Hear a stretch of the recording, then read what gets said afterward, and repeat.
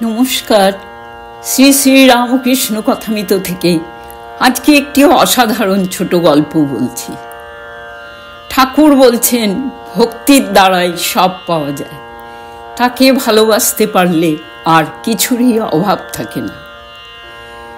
কোনো এক সময়ে ভগবতীর কাছে কার্তিক আর গণেশ বসেছিলেন। তার গলায় মণিময় রত্নমালা।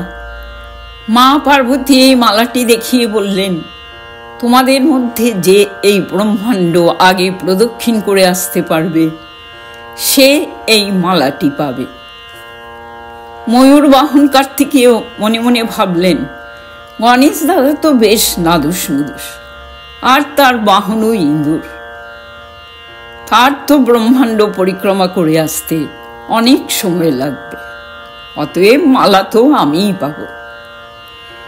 এই ভেবে মনে মনে হাসলেন আর তৎক্ষণাৎ ময়ূর চড়ে ব্রহ্মাণ্ড পরিক্রমা করতে বেরিয়ে পড়লেন। এইদিকে গণেশ জানে মার ভেতরেই ব্রহ্মাণ্ড, তাই সে আস্তে আস্তে মাকে প্রদক্ষিণ করে প্রণাম করে বন্দনা করলেন। মা প্রসন্না হয়ে গণেশের গলায় মণিময় রত্নমালাটি পরিয়ে দিলেন। অনেকক্ষণ পরে কার্তিক এসে দেখেন যে দাদা হার পরে বসে আছেন।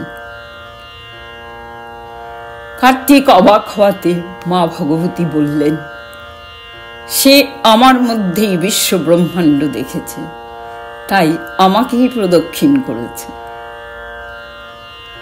গল্পের দ্বারা ঠাকুর বুঝিয়ে দিলেন যে ভক্তি থাকলেই আর কোনো কিছুর অভাব থাকে না, ব্রহ্মজ্ঞান লাভ করা যায়।